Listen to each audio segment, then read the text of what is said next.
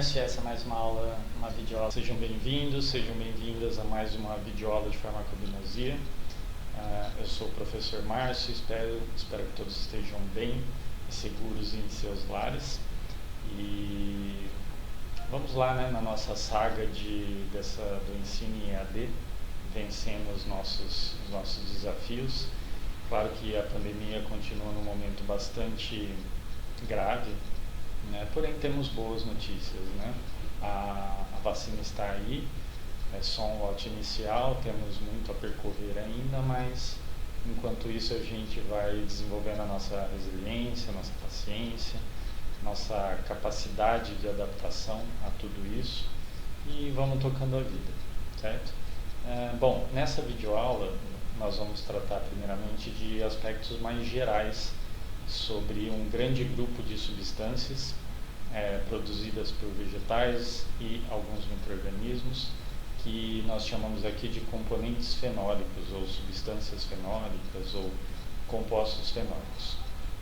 Nessa primeira videoaula nós veremos aspectos mais gerais e depois, na sequência, algumas videoaulas tratando de algumas subclasses em específico. Ok? Espero que aproveitem esse vídeo. Lembrando que essa videoaula é uma base para que vocês utilizem de guia para o estudo em EAD de vocês, tá? E qualquer dúvida a gente está à disposição. Vamos falar então sobre substâncias fenólicas em seus aspectos gerais.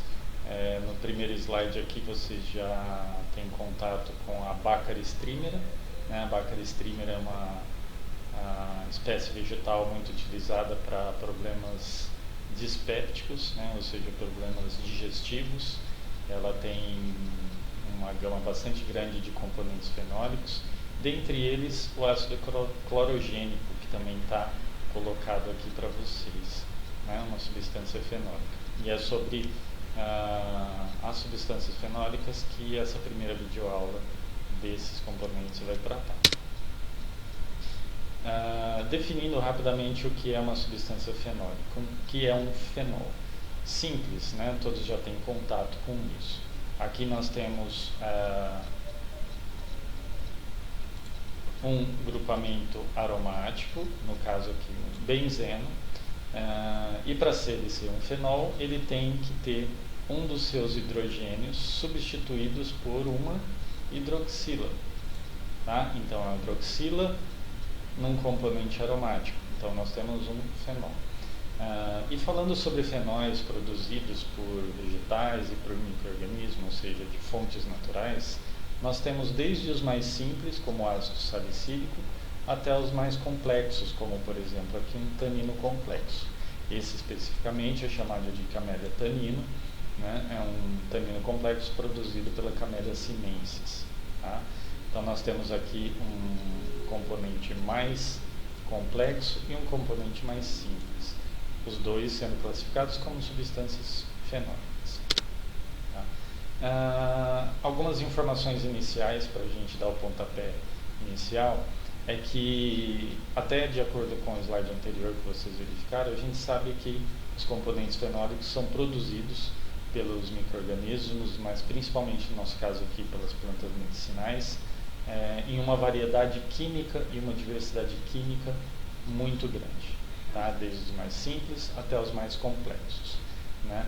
E eles também podem compor os pigmentos hidrossolúveis das plantas. Podem ser produzidos e acumulados nas flores, nos frutos e nas folhas como pigmentos hidrossolúveis. E uma característica bastante interessante é que eles são capazes de sofrer polimerização. Eles formam polímeros. Dois exemplos principais são as ligninas e os taninos, tá? Que serão abordados em videoaulas posteriores. Existe uma classificação importante, bem simples, que é de acordo com a estrutura base do fenol. Tá? Então, todos produzidos por plantas e micro-organismos. Tá? Então, vamos falar primeiro sobre os fenóis simples. São chamados de C6. Por quê? Justamente porque, aqui um exemplo, nós temos um anel benzênico substituído por duas hidroxilas. Então, anel benzênico, 6 membros, C6.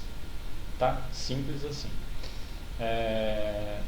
Componentes C6, C1, como os ácidos fenólicos. Aqui eu tenho um exemplo para vocês, como o ácido gálico. Então nós temos C6 e aqui um carbono na cadeia lateral, nós temos um C6C1, tá? E assim por diante.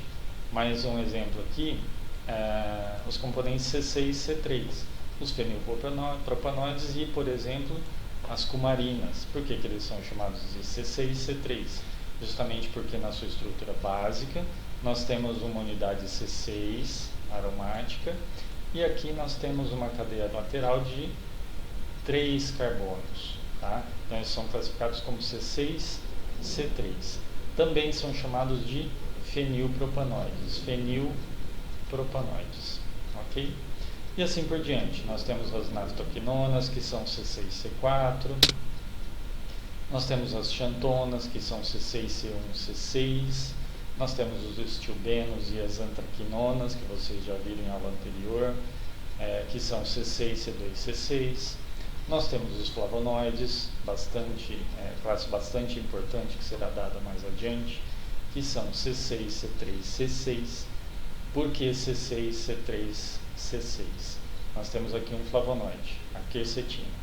Essa quercetina ela tem aqui um núcleo C6, depois nós temos uma cadeia intermediária C3 e aqui mais um grupamento C6. Então, simples assim, classificação de acordo com o núcleo básico desse fenol. Depois nós temos as lignanas, que são dímeros de C6C3, os biflavonoides, que são dímeros de flavonoides, ou seja, dímeros de C6C3C6, e nós temos os polímeros.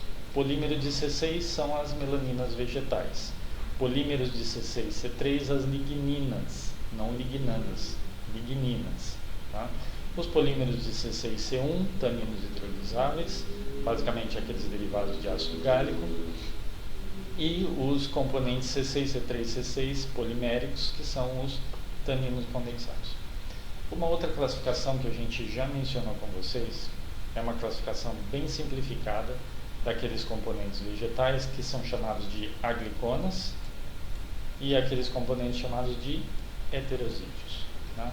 Agliconas são aquelas substâncias na forma livre, a gente acabou de ver aqui, por exemplo, a quercetina, o ácido gálico, a cumarina, são chamadas de agliconas. Agora imagina essa mesma aglicona ligada com uma unidade de açúcar.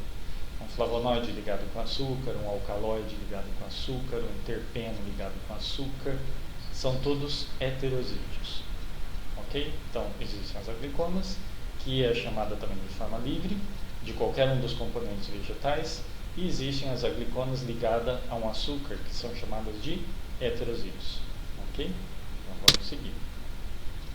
É importante a gente mostrar para vocês sempre, a gente já falou um pouquinho de fisiologia e metabolismo vegetal em aulas anteriores, e é sempre importante saber como a planta produz, de onde vêm esses componentes, tá?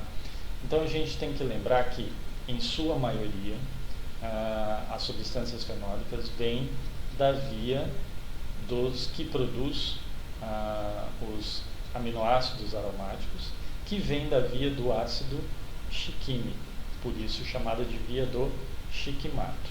Então, se a gente pegar todo esse esquemão aqui, ó, que vocês estão vendo aí, partindo da glicose, a gente já sabe que ela é quebrada, e ela vem pela via do ácido chiquímico ou pela via do acetato, acetilcoenzima A, e aí nós temos a produção pela via do ácido chiquímico de alguns componentes fenólicos, como por exemplo os taninos hidrolisáveis, aqui os fenilpropanoides, depois os fenilpropanoides, as ligninas, lignanas e cumarinas, mas também existem aqueles componentes que, além de vir da via do ácido chiquímico, vem da chamada via mista. Parte da molécula vem da via do acetato, parte da molécula vem da via do ácido chiquímico. Então acompanha aqui, ó, via mista.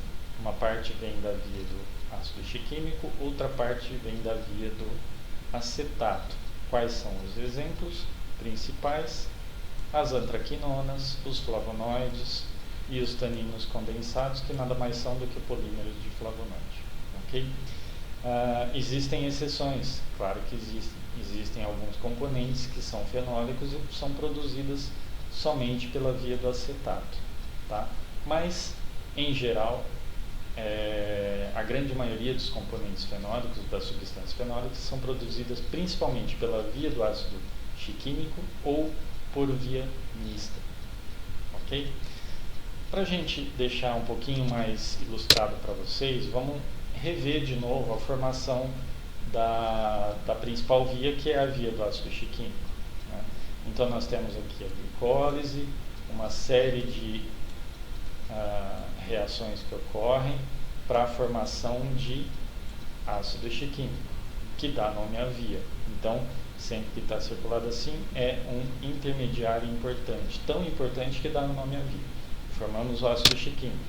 Esse ácido chiquímico, lembrando que tudo isso é coordenado por enzimas, tá?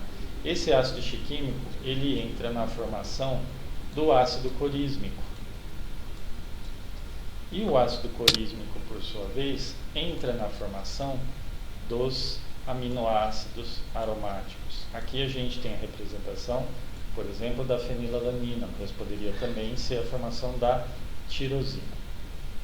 Tá? Chegando nesses componentes aminoácidos aromáticos, existe uma enzima importante que faz a desaminação desse aminoácido aromático. Tá? Ela é chamada de fenilalanina amonialiase, realiza essa retirada, essa desaminação, e depois de uma hidroxilação nós temos a formação desse intermediário importante aqui, tá? Que é o 4-hidroxinamoil coenzima A. Tá?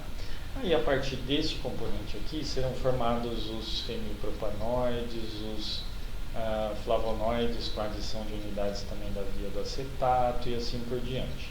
Então é só uma pincelada para que vocês entendam o caminho, e agora fica com vocês a dica de ir atrás das vias biosintéticas de cada um dos componentes e estudar um pouquinho mais sobre isso se vocês tiverem interesse, que é bastante importante.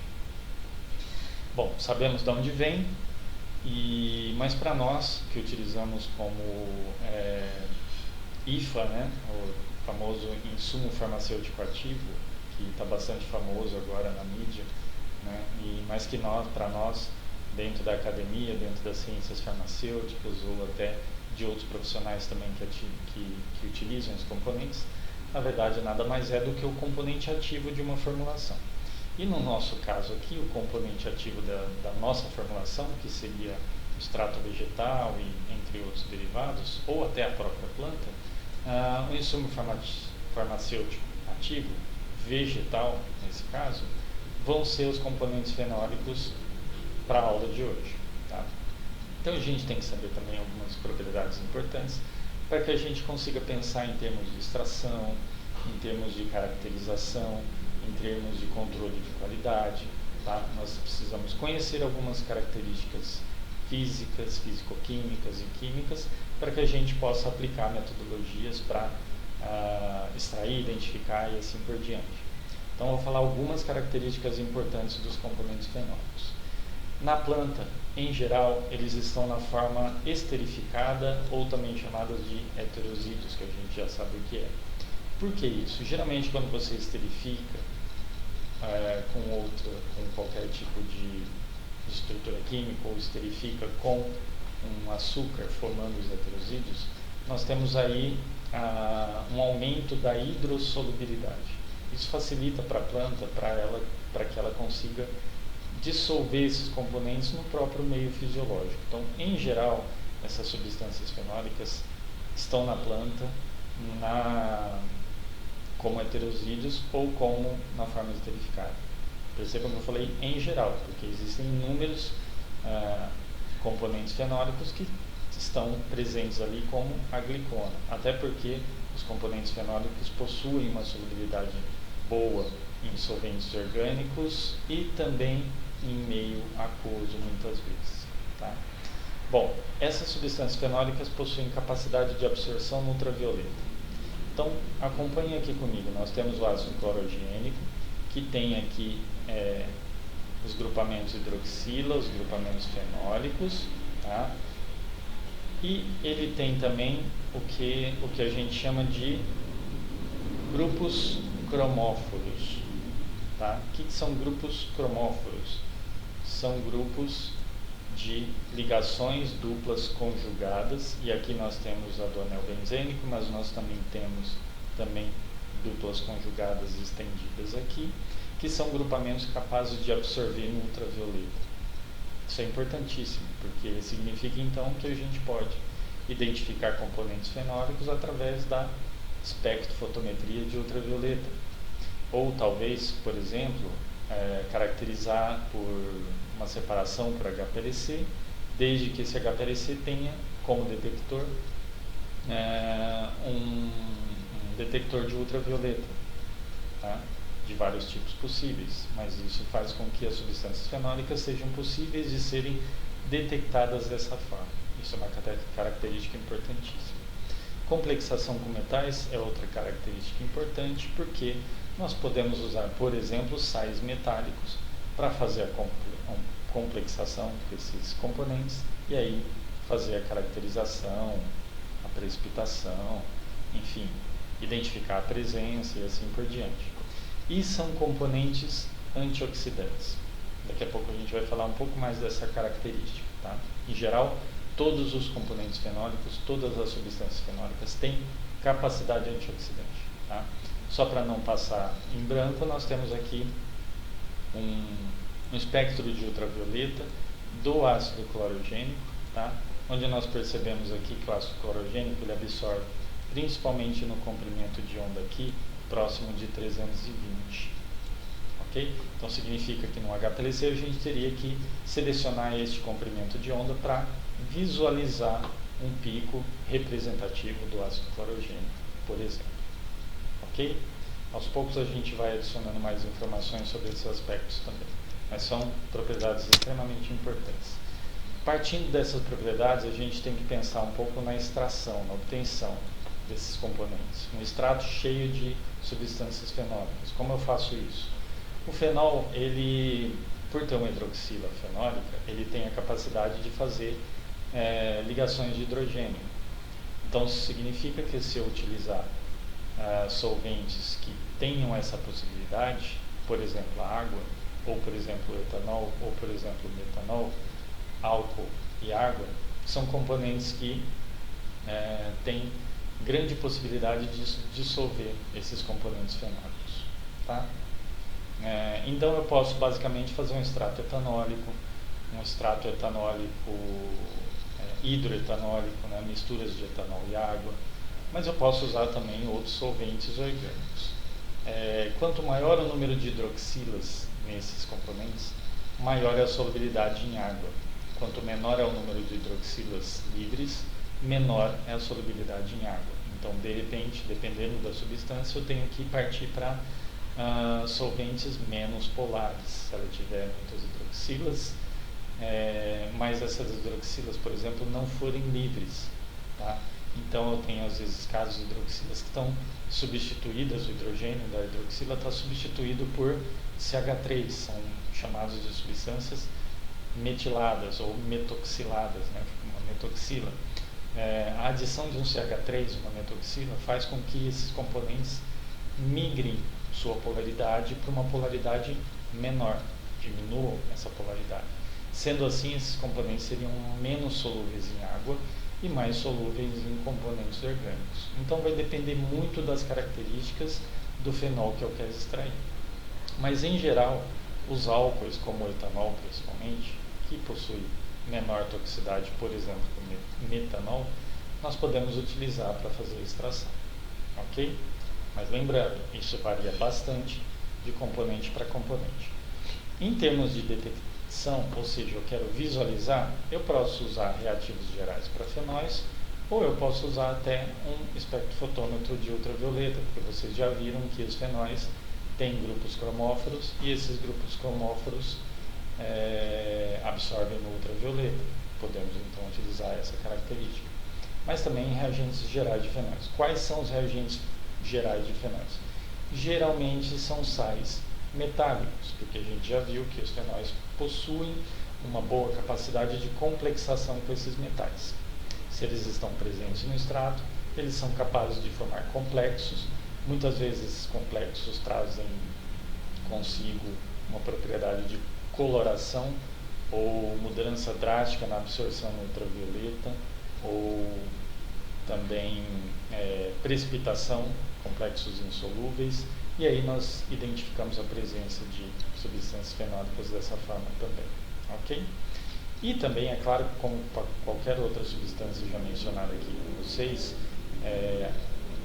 óleos essenciais, alcaloides, antraquinonas, são todas substâncias que podem ser identificadas por métodos espectroscópicos. Então aí a gente pode citar vários exemplos. Nós temos métodos capazes de realizar separação, então são as cromatografias, desde a cromatografia em camada delgada até a cromatografia líquida e a cromatografia gasosa, e também os métodos de detecção, que nós temos o ultravioleta, o infravermelho, a espectrometria de massas, a ressonância magnética nuclear e assim por diante. Todos esses métodos podem ser utilizados também para a identificação de componentes fenólicos. Tá? Como se faz a quantificação de fenóis totais? É muito comum a gente encontrar nos livros, nos artigos científicos, quantificação de fenóis totais. Se utiliza basicamente um reagente chamado de Folin-Cicutô, tá? Que é um componente, é um sal que tem uma mistura de tungstênio e molibdênio, que na presença de componentes fenólicos muda a sua capacidade de absorção no ultravioleta. Então acompanhe nesse slide aqui que está para vocês. Nós temos aqui o que seria o reagente de Folin-Cicutô sem a adição de fenólicos. Tá? Ele tem uma coloração amarelada, então ele absorve num comprimento de onda que não é o amarelo, não, o amarelo é o que reflete, é o que é refletido, mas ele absorve em outros comprimentos de onda nessa situação aqui. Então a gente tem aqui o chamado ácido gálico, é um componente fenol, que na presença de carbonato de sódio vai ficar na forma não protonada, certo? Dissociou, ok? Esse componente dissociado vai reagir com um reagente de Folin, vai causar uma redução desse componente, e esse complexo formado aqui pela redução do reagente de Folin vai adquirir agora uma coloração diferenciada, vai começar a absorver mais num outro comprimento de onda. Basicamente, esse reagente ele absorve em 716 nanômetros mais ou menos o componente quando é reduzido. Tá? Então, quanto maior a concentração de substâncias fenólicas no meio reacional, mais reagente de Folin eu vou ter reduzido. Maior vai ser a capacidade, maior vai ser a absorção em 716 nanômetros. Tá? Significa que assim eu posso fazer uma curva de calibração usando um fenol básico, como por exemplo aqui eu mencionei para vocês o ácido gálico, né? Eu posso usar o ácido gálico como um padrão, fazer uma curva de calibração onde eu faço uma diluição, então eu vou conhecer vários pontos de uma curva em que eu conheço a concentração de ácido gálico nesses pontos, faço a reação de cada um desses pontos com o reagente de Folin e vou perceber que quanto maior a concentração de ácido gálico, maior é a absorção do reagente após reduzido em 716 nanômetros. Faço uma correlação aí, então da concentração de ácido gálico com a absorção, maior a concentração, faço uma obtenção de uma curva que correlacione isso e depois pego a minha amostra com uma concentração conhecida da amostra, mas ainda desconhecida de fenóis totais, faço a reação com o reagente de Folin, obtenho o quanto foi absorvido.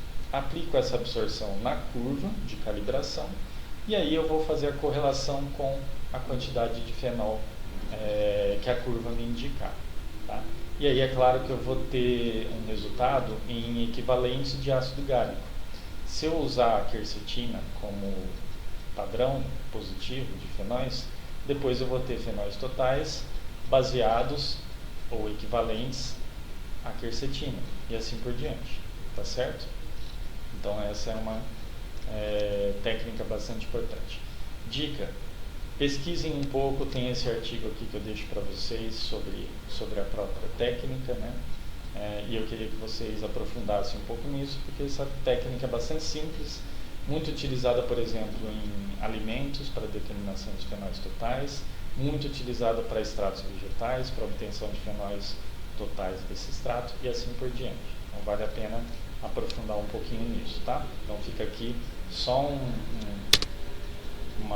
aspecto bem geral para que vocês aprofundem depois. Em termos de atividade biológica, as substâncias, já que a gente falou que as substâncias fenólicas têm uma grande variedade estrutural química, então é claro que elas apresentam também uma grande variedade de atividades biológicas. Isso vai depender então da estrutura, porque existe no estudo de fármacos e de plantas e de medicamentos, existe o estudo de relação estrutura-atividade. Então, de acordo com a estrutura do fármaco, de acordo com a estrutura do componente que você quer analisar, no nosso caso aqui de fenólicos, você vai ter atividades biológicas diferentes. Aqui eu trago algumas principais para você. Todo fenol tem atividade antioxidante, a gente vai ver por que daqui a pouco. Alguns apresentam proteção contra raios solares, por quê? Porque eles têm capacidade de absorver radiação ultravioleta. Alguns funcionam como atração de polinizadores, porque são pigmentos hidrossolúveis. Alguns atuam como fitoalexinas. Lembrem que fitoalexinas são substâncias que são produzidas quando a planta está sendo atacada por herbívoro, por micro-organismo, enfim. Qualquer tipo de ataque, a planta libera fitoalexinas como defesa.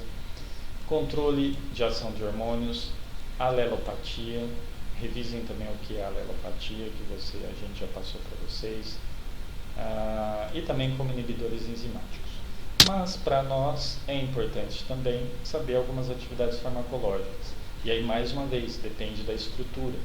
E quando a gente entrar nos pormenores, nos metabólitos mais específicos, a gente vai falar um pouco mais relacionando a estrutura com a atividade. Mas, em geral, substâncias fenólicas podem ser antiocerogênicas, podem ser anti-inflamatórias, antialérgicas, antimicrobianas, anticarcinogênicas, estrogênicas, têm ação sobre vasos capilares, podem ser anticoagulantes, podem ter ação citotóxica. O ácido gálico, por exemplo, é um fenol que tem todas essas atividades? Não. Então vai depender da estrutura e atividade. Por exemplo, vou citar um exemplo aqui para fixar para vocês. Anticoagulante, todo fenol é anticoagulante? Não. Mas existe alguns fenóis que são, por exemplo, derivados de cumarina. Derivados de cumarinas têm atividade anticoagulante. Só mais um exemplo rapidinho aqui para vocês. Ação sobre a resistência de vasos capilares. Todo fenol tem essa atividade? Não. Mas os flavonoides, em geral, possuem essa atividade. Tá? Então, de novo, para ficar claro, dependendo da estrutura química, você tem um tipo de ação. E, no geral, as atividades farmacológicas atribuídas a componentes fenólicos está aí nesse slide para vocês. Existem outras. Tá? Mas vamos fixar na atividade que todo componente fenólico tem, atividade antioxidante. Tá? Por que se estuda atividade antioxidante? Porque, por exemplo, historicamente, antioxidantes são utilizados na conservação de alimentos, são utilizados no tratamento de algumas doenças para animais e para homens, enfim, são utilizados há muito tempo, por vários motivos. E são utilizados para tratamento e recuperação de algumas doenças, porque existem uma série de relatos na literatura correlacionando algumas doenças, o processo de algumas doenças, com a oxidação de algumas estruturas. Então, se você tem um antioxidante atuando ali, teoricamente, você está prevenindo o desenvolvimento de algumas doenças, resumindo, os componentes antioxidantes agem ali no caminho de algumas doenças, tá? Existem vários exemplos na literatura, tá? Então, processos oxidativos, o processo inflamatório, que é um processo oxidativo, onde ocorre ali um estresse oxidativo, é correlacionado com a etiologia e progressão de várias doenças, tá? Entre outros. Por exemplo, aqui, como eu citei para vocês, alguns estudos epidemiológicos correlacionam uma boa alimentação rica em verduras e frutas com a obtenção de maior quantidade de antioxidantes e, por isso, prevenindo algumas doenças, tá? Então, por tudo isso, estudar antioxidante é importante. Claro que já existem vários componentes antioxidantes bem estudados e bem estabelecidos, como, por exemplo, vitamina C, vitamina E, beta-caroteno, são antioxidantes extraídos de meios naturais bastante conhecidos. E é claro que existem antioxidantes sintéticos, muitos, vários utilizados em medicamentos e em alimentos. Mas por que não substituir esses antioxidantes sintéticos, que como tudo tem algumas restrições, né? Por que não substituir por antioxidantes naturais? É um caminho viável? Sim, pode ser. Existe essa hipótese e é claro que depende de caso a caso e tudo que tem que ser investigado. Ok? Quando a gente fala de antioxidante, nós estamos falando principalmente do que a gente chama de radicais livres. Tá? Os radicais livres, eles são átomos ou moléculas, estou lendo aqui para vocês, hein? Ó, radicais livres são átomos ou moléculas que possuem um ou mais elétrons que ocupam sozinhos um orbital atômico ou molecular. Ou seja, são elétrons desemparelhados. Por serem elétrons desemparelhados, eles possuem alta reatividade. Toda espécie, todo radical livre é altamente reativo. Basicamente, oxidando tudo que entra no caminho deles. Tá? Então, são espécies muito reativas. Como se forma um elétron desemparelhado? Né? Basicamente, se a gente pensar em ligações covalentes, como está no exemplo aqui, uma ligação AB, né? Ela pode quebrar heteroliticamente, aí nós temos o par eletrônico ficando num dos derivados, tá? Ou nós temos a quebra homolítica, onde nós temos a cisão, e aí nós temos a formação de, no caso aqui, de dois componentes com elétrons desemparelhados, dois radicais livres.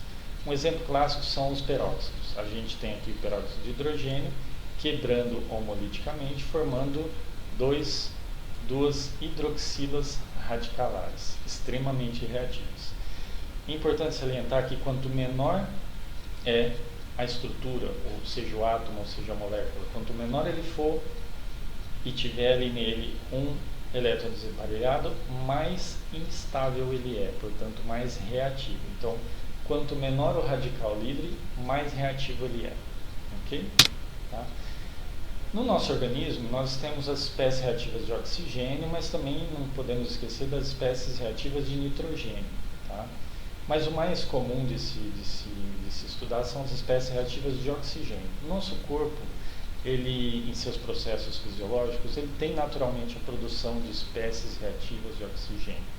Então percebam aí no esquema que está posto para vocês, que o oxigênio aqui entra na respiração e nós, por exemplo, produzimos o superóxido, o radical superóxido.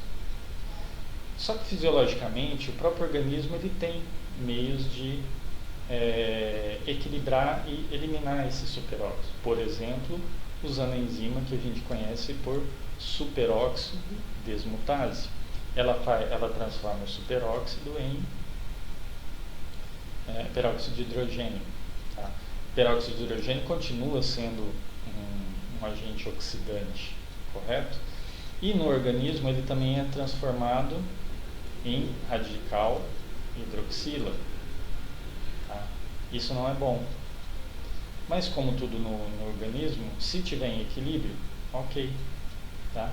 Porque os radicais são formados, mas eles são inativados. Eles são formados e são inativados. Essa inativação a gente está vendo aqui que pode ser via enzimática, mas também nós temos no nosso organismo algumas substâncias que têm capacidade antioxidante que ajuda aí na inativação desses radicais livres. Tá. Então, enquanto tudo está em equilíbrio, ok. Quando a coisa fica desequilibrada, um processo inflamatório, por exemplo, nós temos um aumento muito grande na quantidade de radicais livres. Quando a gente tem esse aumento, nós temos aí um desequilíbrio que vai fazer com que esses radicais se acumulem no nosso organismo e ataquem algumas estruturas. Pode ocorrer ataque, por exemplo, no DNA, pode ocorrer ataque em proteína, pode ocorrer ataque em lipídios, e aí nós temos algumas possibilidades de desenvolvimento de algumas doenças ligadas a esse ataque oxidativo dos radicais livres. Por exemplo, já se conhece que Alzheimer e Parkinson são lesões oxidativas na mitocôndria. Tá? O câncer, muitas vezes, são danos oxidativos no DNA, não somente, percebam que é uma possibilidade. Inflamações, ocorrem nas inflamações uma explosão oxidativa. Vejam o que está acontecendo com alguns casos do coronavírus. Nós temos uma exacerbação do processo inflamatório, uma acumulação absurda de radicais livres e, no final das contas, a morte pode até ocorrer por conta dessa exacerbação da inflamação, tá? Desequilíbrio. E no caso de úlceras também, o que a gente chama de isquemia e reperfusão. Isquemia e reperfusão nada mais é do que uma metodologia, uma técnica para fazer com que os radicais se acumulem e depois a gente consiga medir isso. A úlcera está ligada a uma isquemia, a uma produção exacerbada de radicais livres. Tá? Então, antioxidantes seriam possivelmente substâncias que ajudariam a combater úlceras também. Ok? Então, partindo para finalizar, nós temos que, eu já falei para vocês, que todos os componentes fenólicos, todas as substâncias fenólicas são antioxidantes. Quimicamente falando, isso é uma verdade. Tá? Por quê? Percebam aí que eu tenho ácido gálico, tá? Aqui, ácido gálico. Nós temos uma hidroxila aqui da função ácido, mas nós temos também hidroxilas aqui, hidroxilas fenólicas. Imaginem aqui um radical livre que se aproximou, está no mesmo ambiente químico do ácido gálico. E aí o ácido gálico ele tem a capacidade de ceder um hidrogênio radicalar. Ceder um hidrogênio radicalar aqui, nós temos o que? A formação de H, A. Desculpa, está bem feio, mas dá para entender, né? Significa que ele inativou aquele radical livre. Tá? Acontece que, fazendo isso, nós temos que o ácido gálico ele passa a ser um radical livre. Tem ali um elétron desemparelhado, porém, ele é maior, ele tem uma estrutura maior do que o radical de partida, então ele é naturalmente mais estável, e todo componente fenólico tem essa capacidade de fazer ressonância, né, desse elétron desemparelhado. Então nós temos esse elétron ressonando na estrutura, tornando essa estrutura capaz de estabilizar um pouco mais esse radical, tá? Esse elétron desemparelhado. Então sim, toda substância fenólica tem essa capacidade de doar um hidrogênio radicalar, se transformando num radical livre, mas esse radical livre é mais estável, ataca menos as estruturas. E é dessa forma, quimicamente, que os componentes fenólicos são antioxidantes. Mas daí a extrapolar que ele vai ter atividade antioxidante no nosso organismo, precisa ter um pouco de cuidado, ok? Existem ensaios químicos e biológicos para avaliar essa atividade antioxidante. Eu vou citar aqui para vocês um principal, que é um ensaio químico bem simples, que é um ensaio químico de DPPH. Tá? DPPH é esse reagente aqui, 2,2-difenil, 1-piclihidrazil. Tá? Ele é um radical, geralmente bastante estável, e ele absorve no comprimento de onda que é violeta. Na verdade, ele reflete o violeta e absorve um comprimento de onda de aproximadamente 540 nanômetros, aqui, ou 517, depende do ensaio que você faz. Mas vamos seguir esse caminho aqui, 517. naturalmente o DPPH absorve nesse comprimento de onda. Quando você põe ele na presença de uma atividade, de um componente antioxidante, esse componente ele vai doar um hidrogênio radicalar. Doando esse hidrogênio radicalar, esse componente aqui, que agora não é mais um radical, ele foi inativado, ele perde a capacidade de absorção em 517 nanômetros. Significa que quanto maior a capacidade de uma substância na reação com o DPPH, quanto menor a capacidade, maior a capacidade antioxidante, mais DPPH ela vai transformar na forma inativa, que absorve menos em 517. Ok? E aí eu posso usar um padrão, fazer uma curva de calibração, o ácido gálico, por exemplo, a quercetina, enfim. É importante utilizar um padrão para estabelecer uma correlação de concentração com atividade antioxidante, e depois eu faço o teste com a minha amostra, seja um extrato de micro-organismo, um extrato de vegetal e assim por diante. Tá? Esse é um ensaio químico. Recomendo que vocês também investiguem um pouco e estudem um pouco sobre os testes químicos, dentre eles do DPPH.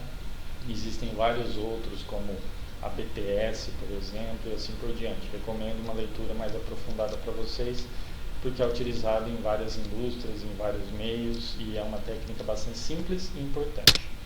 Eu posso testar biologicamente também. Lembra lá quando eu falei das úlceras, que existe um processo para testar a úlcera, que é de isquemia e reperfusão? Tá.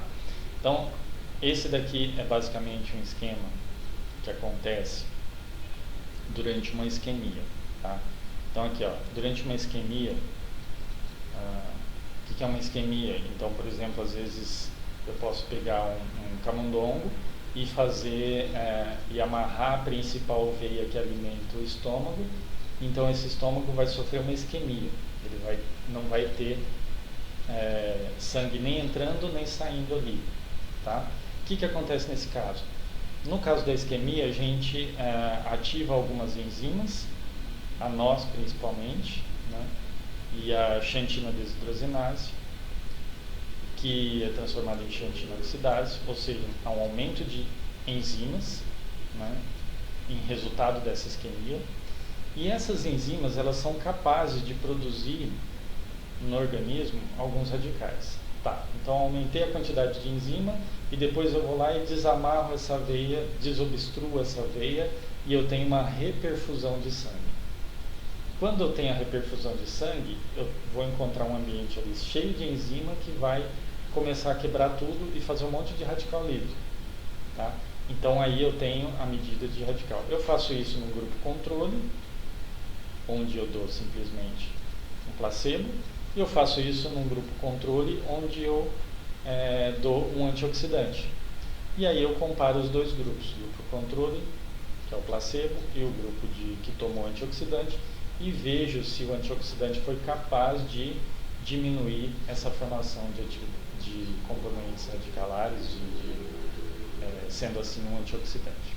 Ok? É o mais importante que tem por enquanto das substâncias fenólicas. Aproveitem esse conteúdo, investiguem quais substâncias, esqueci de falar, mas isso vai ser falado mais adiante também. Quais plantas produzem substâncias fenólicas?